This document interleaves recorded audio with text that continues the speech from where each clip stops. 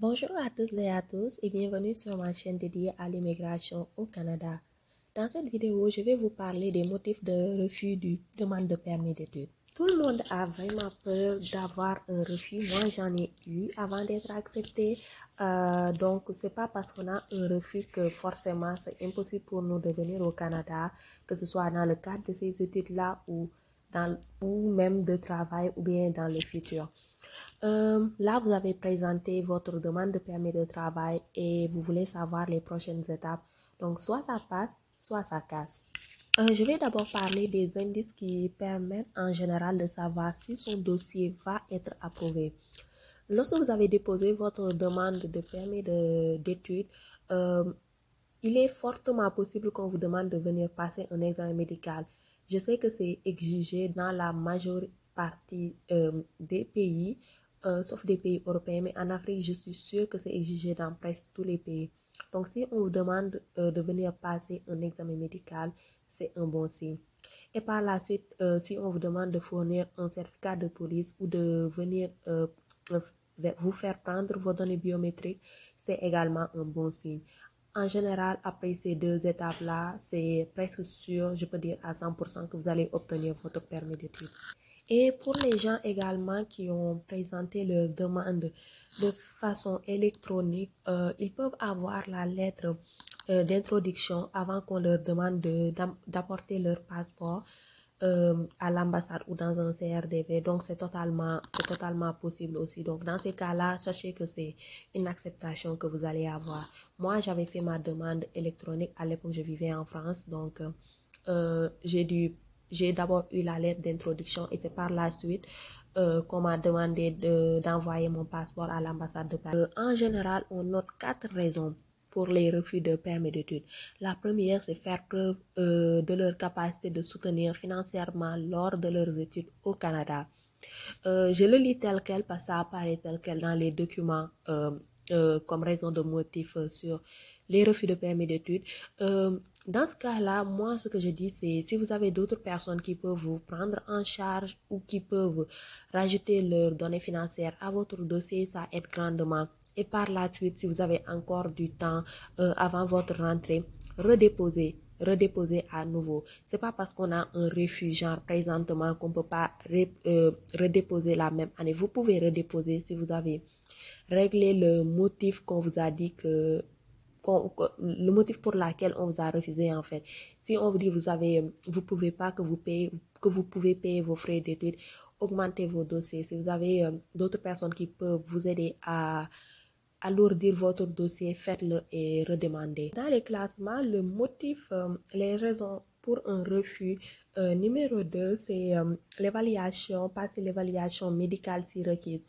Ça veut dire soit vous n'avez pas effectué la visite médicale lorsque ça vous était demandé, ce qui, je trouve, n'est pas logique. Si on vous demande de faire quelque chose, essayez de le faire dans les brefs qui sont convenus. Je pense que la visite médicale, vous avez jusqu'à 60 jours ou 30 jours, je ne sais plus, pour le faire. Donc, si on vous le demande, faites-le. C'est obligatoire. Tout le monde passe par cette étape, surtout pour les candidats provenant de l'Afrique.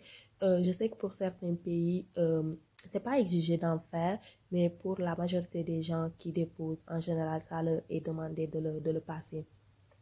Et peut-être aussi que vous pouvez avoir un refus en raison des résultats de votre visite médicale. Pour ce point-là, je pense que ce sera très difficile à corriger ou même à redemander un permis d'études parce qu'ils auront vos dossiers médicaux de votre première visite, donc ils sauront votre état sanitaire. Mais personnellement, je pense pas que ce motif genre qui refuse beaucoup de gens parce qu'ils ont un état médical quelconque. Certainement qui refusent beaucoup lié au fait que certains ne font pas la visite médicale qui leur est imposée. Et ça, c'est vraiment se mettre une balle dans les pieds. Il faut passer les visites médicales lorsque c'est demandé. Troisième et le quatrième motif, les deux les plus fréquents que les gens reçoivent, genre, actuellement, c'est le motif de refus préféré, je pense.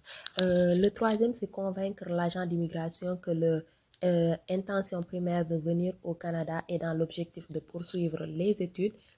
Le quatrième, c'est convaincre l'agent d'immigration qu'il ou qu'elle quittera le Canada une fois que leurs études seront complétées. Je me rappelle, j'avais eu le dernier motif de refus au Sénégal parce que j'avais fait une demande aussi à partir du Sénégal. Celle-là a été refusée à l'époque. Moi, la seule chose que je pourrais vous dire pour ces deux motifs-là, écrivez une lettre explicative. Une lettre, peut-être que j'en ferai un prochainement dans mes prochaines vidéos, mais c'est une lettre très simple que vous écrivez, vous vous nommez date de naissance, pour quelle raison vous voulez étudier au Canada, les études que vous voulez faire, quelle est votre intention. On sait tous genre que la majeure partie des gens qui viennent au Canada, c'est pas pour retourner. Moi, j'avais dit que à la fin de mes études, j'allais retourner dans mon pays d'origine, au Sénégal. Mais c'est pas le cas. Donc, c'est pas parce que vous écrivez cette lettre comme quoi que vous allez retourner qu'à la fin de vos études, on va vous imposer de retourner. Non. C'est juste une assurance comme quoi, pour ne pas avoir en fait le motif de refus numéro 3 ou numéro 4. Donc, juste donnez vos projets d'études.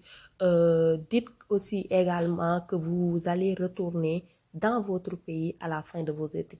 Et vous signez la lettre, vous le nommez, vous le signez et vous le datez. Moi, je l'ai présenté lorsque j'avais refait une demande. Et ça aide énormément, même pour les demandes de résidence permanente aussi.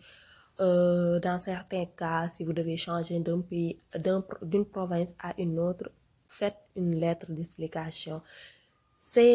Moi, je trouve que c'est la façon la plus simple d'éviter ces motifs de refus.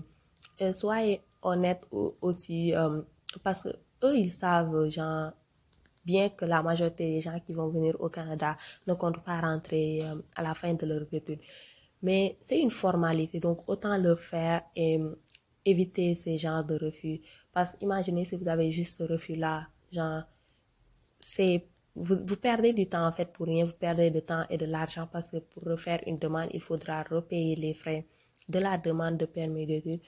Donc, si vous les avez là, essayez de faire une lettre d'explication, joignez ça à votre demande et redéposez. Et essayez aussi de vous y prendre le plus tôt possible parce que les demandes de permis d'études, ça prend du temps dépendamment de votre location. Et les études à la rentrée, les universités n'attendent pas les gens qui sont en retard. Donc, essayez de vous y prendre en avant. Si vous avez un refus, c'est pas la fin du monde. Vous pouvez essayer, si c'est un motif dont vous jugez que vous pouvez corriger et redéposer votre dossier, faites-le et redéposez votre dossier. Donc voilà, c'est ce qui finit la vidéo sur les raisons motivant les refus pour les demandes de permis d'études au Canada.